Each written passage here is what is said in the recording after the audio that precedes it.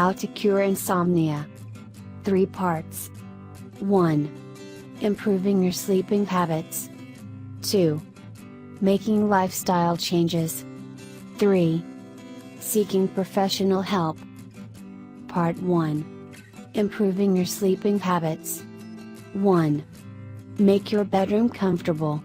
To help cure your insomnia, make your bedroom or sleeping area as inviting and calm as possible. Your environment should also be relatively quiet, although many people can get accustomed to some background noise. Focus on the comfort of your sleeping area and save your bed for only sleep, sex and light reading, not eating, studying, watching TV, texting on your phone or paying bills, as it can lead to higher quality and duration of sleep.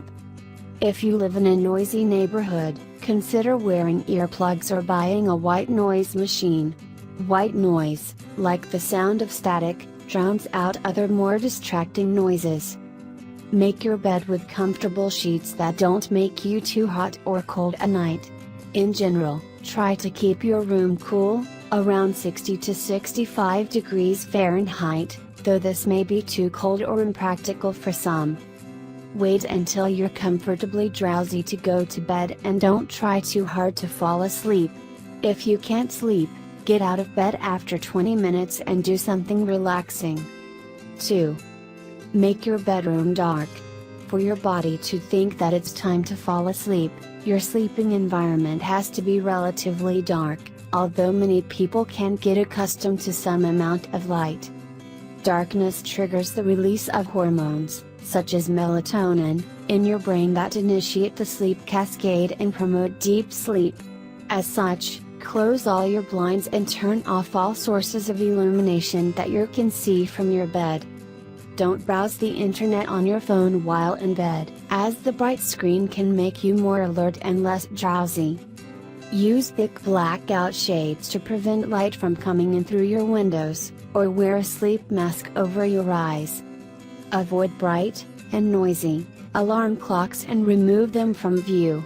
Once you set your alarm, hide your clock so the light and time don't distract you.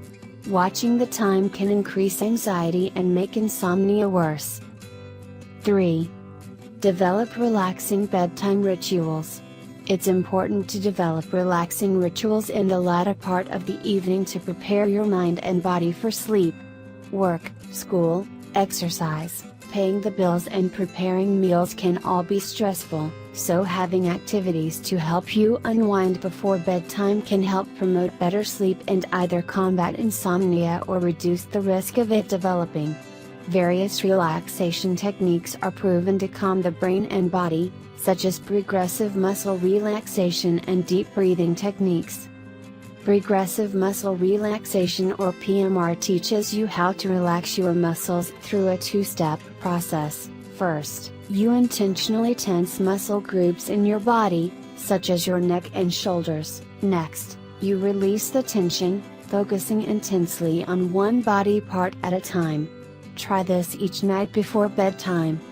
Deep breathing techniques prior to bed can help you relax and get to sleep. Place a hand on your lower abdomen and breathe in deeply so your hand rises, called stomach breathing. Hold your breath for a count of 3 and then exhale fully and watch your hand fall. Do these 3x per night. A warm bath can also help cure insomnia. Make sure the water isn't too hot and add a couple scoops of Epsom salts. It's rich with magnesium, which can absorb through your skin and relax muscles. Light some candles. Soak in the tub for 20-30 minutes while reading something light and funny. Avoid doing anything too stimulating or stressful on the computer or phone, and don't watch scary or action movies that get your adrenaline going. 4. Don't go to bed hungry. Don't eat right before bed because it can lead to a burst of energy, a sugar rush, for example, and increase your risk of painful heartburn, but going to bed hungry can also keep you up. A grumbling stomach and hunger pains distracts from sleep and helps to promote insomnia, especially if your mind is fixated on food. As such, don't go much more than 3-4 hours without food before going to bed.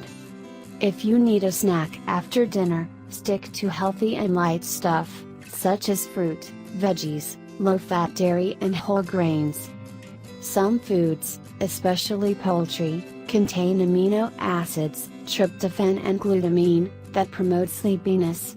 Thus, consider having a turkey sandwich on whole grain bread for an evening snack. Avoid eating snacks, particularly spicy stuff, within an hour of bedtime. This strategy will let your GI system properly digest the food and allow for any energy rush to subside. Part 2. Making lifestyle changes. 1. Reduce your stress levels. Concerns with finances, work, school, relationships and your general social life often lead to stress, which can trigger short-term or long-term insomnia. Trying to reduce or manage your daily stressors promotes better sleep and help to cure insomnia. Don't be afraid to make significant life changes to free yourself from stressful situations, because insomnia is only one symptom of chronic stress. Anxiety attacks, depression, headaches, high blood pressure and heart disease are others. Be reasonable about your obligations and responsibilities. Many people get stressed because they are overcommitted or overscheduled. Don't promise what you can't reasonably deliver. Feel free to reduce contact with people who bring you lots of stress. Manage your time better. If running late causes you stress, leave for work a little early each day. Plan ahead and be realistic. Use moderate exercise to handle stress instead of binge eating. People who are stressed tend to binge eat on feel-good food, but this can lead to weight gain and depression. Instead, be active and go exercise when stressed out, see below. Talk to friends and family members about stressful issues. Simply venting about your stressful issues can help. If no one is around, write your feelings down in a journal. 2. Exercise regularly during the day. Regular physical activity during the daytime can help regulate your sleep cycle at night, which is a good strategy for combating insomnia. It can give you a boost of energy and invigorate you initially, but the strenuous effort and increased breathing of oxygen makes you tired and sleepy at night. If you don't have a regular exercise routine already, strive for at least 30 minutes of aerobic activity, walking, hiking, biking, swimming, per day. Establishing an exercise routine takes effort. Try to be active at the same time each day, either early in the morning, during your lunch break, or right after work before you eat. Exercise also promotes weight loss, which can reduce annoying aches and pain, make you more comfortable in bed at night, and reduce the risk of snoring and other breathing problems. Don't engage in vigorous exercise too close to bedtime because your body produces adrenaline and it will prevent you from falling asleep quickly. Make sure your workouts occur 5 hours prior to bedtime. 3. Don't consume stimulants before bedtime. A common cause of insomnia is consuming specific sleep-disrupting chemicals too close to your bedtime. More specifically, caffeine and nicotine are all well-established stimulants that disturb sleep in people, and the effects can last as long as 8 hours. Thus, as a general rule, avoid caffeine anytime after lunch and stop smoking or chewing nicotine gum a few hours before bedtime. Caffeine increases the activity of brain neurons, which may cause your mind to race with more thoughts and ideas. Coffee, black tea, green tea, hot chocolate, dark chocolate, colas, some other sodas and virtually all energy drinks are significant sources of caffeine. Some cold medications also contain caffeine.